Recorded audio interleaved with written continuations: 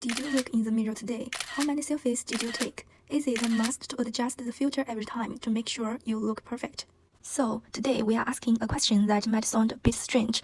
How do we perceive ourselves and others in this digital age? Does it seem a little redundant? After all, the differences in how we perceive ourselves and others have been studied for a long time. It's considered an old topic in psychology, but there is a reason we are asking this question today. You see, the meaning of this error is not simple. What kind of error are we living in? This is an error constructed by digital technology. Maybe you are a little confused. What exactly is digital? Let me give you an example. When movies was first created, people marveled at the birth of the seventh art, but when film was replaced by digital technology, filmmakers felt a great sense of unease, even resistance. Why does this happen? Because once digital replaced film, we gained the ability to edit freely, and movies lost their documentary quality. Have you noticed that at this moment, humanity unknowingly crossed a line? We can no longer tell the difference between the real and the virtual. And this is the starting point of our research. In this digitally dominated era, can we still clearly distinguish the real us from the digitally constructed us? In our research, we found that using filters not only alters facial features in photos, but also changes how we perceive ourselves and others. Can you imagine how simple facial filters can alter our perception of a real face? Now, let's briefly review 4 main ERP components related to facial recognition: N170, N400, P300, and P400, and see how they are applied in facial recognition research. First, N170, which is closely linked to facial recognition. Studies show that when facial stimuli are present, the amplitude and latency of N170 are larger and shorter compared to non-facial stimuli, such as houses or objects, indicating that N170 is highly sensitive to faces. N170 is not just sensitive to faces, but also to emotional faces, like happiness, sadness, or anger, showing differences in amplitude and latency, suggesting its responsiveness to emotional information. Next, N400, which plays a role in semantic integration in facial recognition text. For instance, when recognizing familiar faces, the amplitude of N400 is smaller, while it is larger when recognizing unfamiliar faces.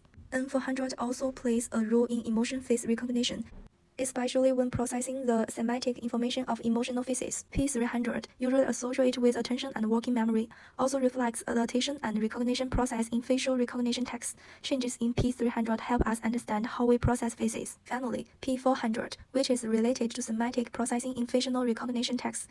When recognizing familiar faces, the amplitude of P400 is larger. P400 also plays a role in processing emotional information in emotional faces. So, when we constantly edit and filter our photos, are we truly making ourselves better, or are we losing our sense of self? Perhaps we are facing an unprecedented challenge. The digital world is silently altering how we perceive ourselves and others, and we may no longer be able to easily distinguish between real and virtual. So, what do you think? In this digital age, does the real you still exist, or have you become someone reshaped by the digital world? Let's start the experiment. Our hypothesis is, can we distinguish our true self under the filter? Is there a difference in our perception of ourselves and others?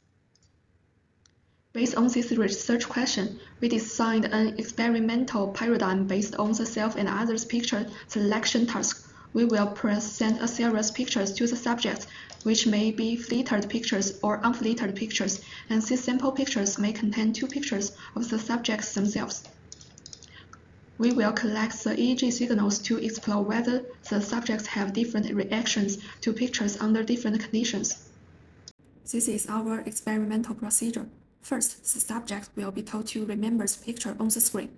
This picture is randomly selected from the sample pictures and is processed by filters. This is the target stimulus. Then, after the subject clicks Continue, a series of pictures with or without filters will be randomly presented on the screen. After the series of pictures is presented, 5 random pictures without filters will appear on the screen for the subject to choose the ones they remember first. All the presented pictures may include the subject's own pictures.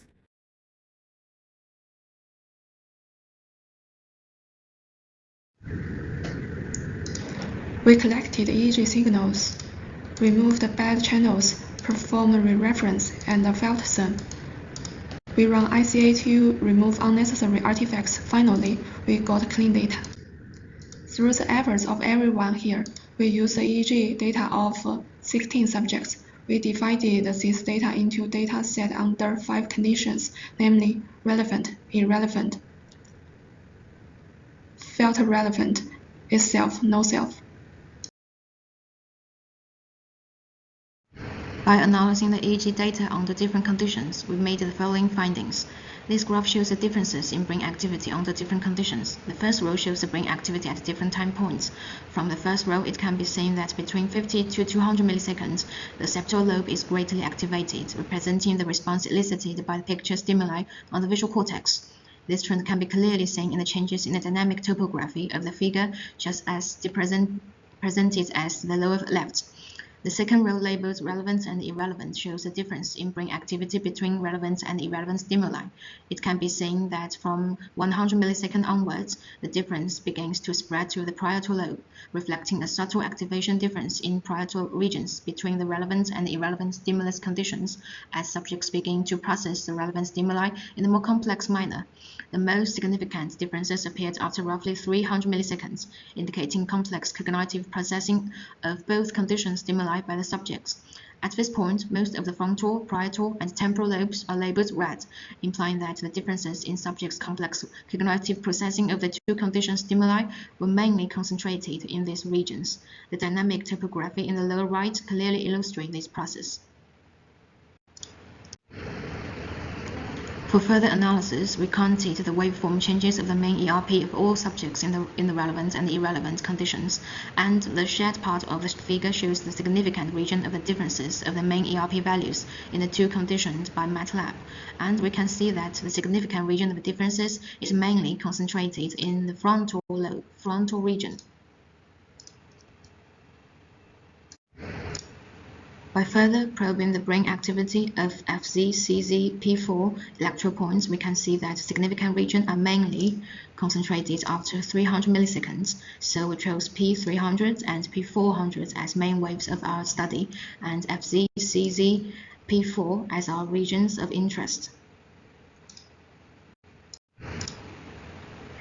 From the t-test result, we can see that the difference between the relevant and irrelevant conditions is represented as significant in the ROI.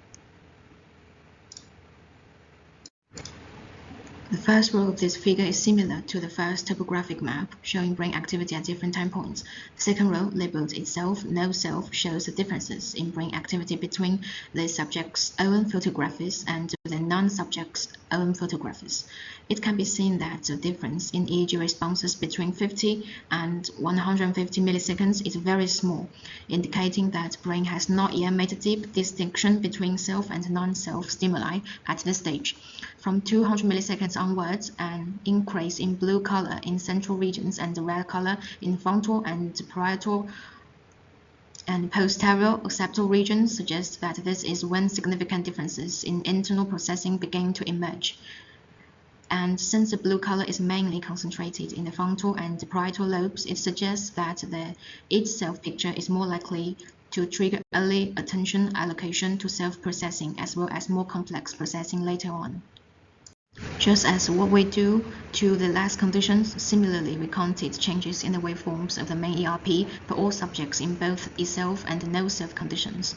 The shaded area in the figure shows the significant regions of the difference in main ERP values between the two conditions as calculated by MATLAB, and we can see that significant regions of the difference are concentrated in the frontal, parietal, and occipital parts of the region. By further probing the brainwave activity of the Fz P701 electrode points, we can see that the significant regions are mainly concentrated after 300 milliseconds, so we chose P300 and P400 as the main waves for our study, and Fz, F4, Fc1, and Cz, P3, P4, and O1, O2 as our regions of interest. As can be seen from the t-test results, the difference between the each-self and no-self condition is presented as significant in the region of the interest. In this slide, the second row of the figure labeled filter relevant and relevant shows the difference in the brain activity between the relevant stimulus with a filter and the relevant stimulus without the filter. We can see from the beginning to the end that the topographies do not show the difference in brain activity significantly. By further counting the waveform changes in the average ERP of all subjects in both conditions, we can see that the significant area of difference are mainly concentrated in the acceptable part of the region.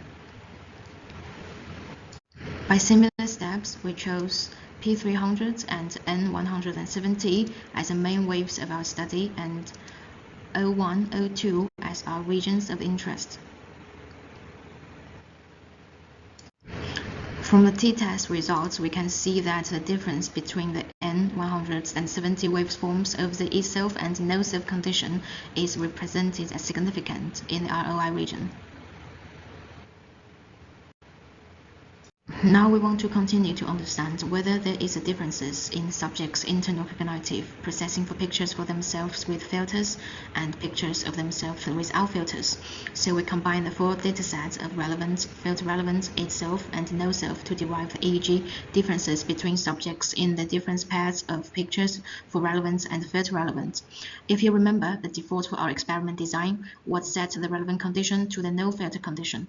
First, we tested for differences between these four conditions across four waves in different brain regions using ANOVA, and the results shows as following. And not only we test O1, O2, FZ, CZ, and we test so many other electrodes and so many other waves, but all of these results shows that there are significant in main effects of itself and no self, but there are all no significance in the interactive effect. And we can see from this picture, the statistic results is just as the same results illustrated in this figure. Very few shaded portions were presented in this imaging.